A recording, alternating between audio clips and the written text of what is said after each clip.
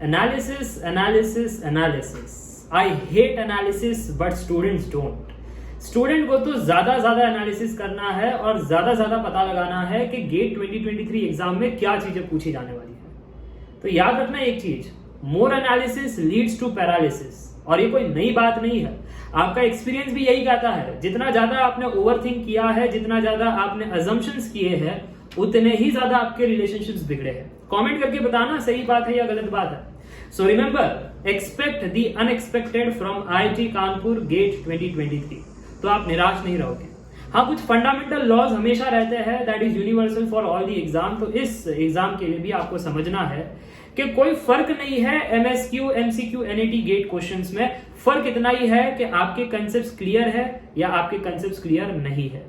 क्योंकि अगर concept clear है तो कोई भी सवाल आने तो आपसे बन जाएंगे, बट अगर आपके कंसेप्ट क्लियर नहीं है, फॉर्मूला भूल गए या फिर थॉट प्रोसेस क्लियर नहीं है, सवाल नहीं बना पा रहे हो, तो आपके लिए वो अगर MCQ 1 मार्क का सवाल भी होगा ना तो भी कठिन है।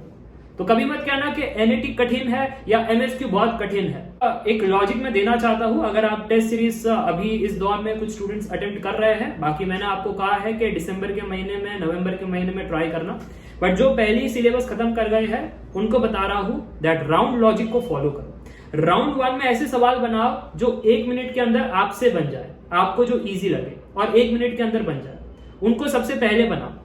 फिर दूसरा राउंड लगाना जहां पर मीडियम, आपको ऐसा लगता है कि 1 से 2 मिनट लग जाएगा सर जी क्योंकि मॉडरेट लेवल का सवाल है, तो राउंड 2 में उनको बनाओ। राउंड 3 में उन सवालों को बनाना जो बहुत कठिन है, 2 मिनट से ज्यादा लेते हैं, या ऐसे सवाल जिसमें आपको पता ही नहीं कि कौन सा सब्जेक्ट है, कौन सा टॉपिक है। Second law, that is the fundamental law, that अगर नंबर ऑफ क्वेश्चंस कोई टॉपिक से ज्यादा आ रहे हैं, माना वो 5 स्टार टॉपिक है, पर इसका मतलब ये नहीं कि कोई टॉपिक से क्वेश्चन कम आ रहे हैं तो आप उसको बिल्कुल ना पढ़ो।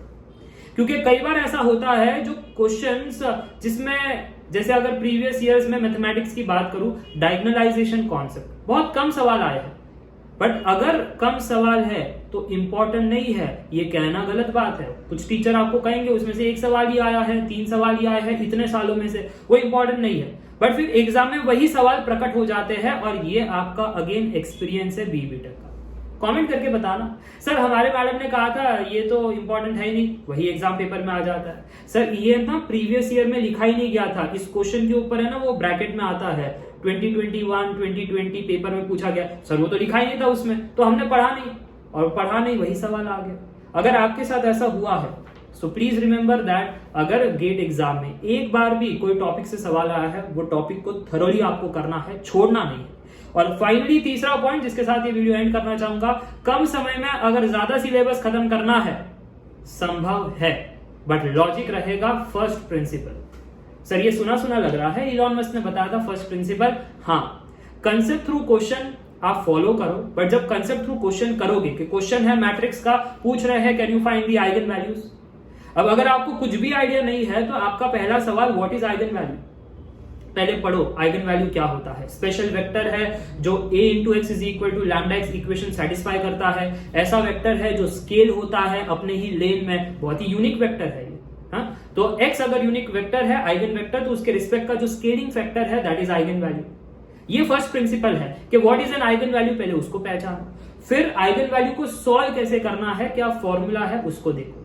सॉल्व करने के लिए कौन सा कंसेप्ट चाहिए, डिटर्मिनेंट 2x2, डिटर्मिनेंट 3x3, क्या वो क्लियर है, नहीं है तो उसको स्टडी करो। ऐसे फर्स्ट प्रिंसिपल लॉजिक से नीचे जाओ और सारे के सारे एरियाज को समझो कि एक क्वेश्चन के पीछे कितने कंसेप्ट्स हैं, और अगर आपके पास थोड़ा फ्री टाइम है तो क्वेश्चनिंग करो, इस सवाल को और कैसे पूछा जा सकता है, मैट्रिक्स को ट्विक किया या फिर यहां पर थोड़ा सा चेंज किया तो क्या हो सकता है, क्या उसका केस पॉसिबल है, क्या वो सॉल्व एग्जांपल्स में हमें दिखाई दे रहा है, ऐसे क्वेश्चनिंग स्टार्ट करो।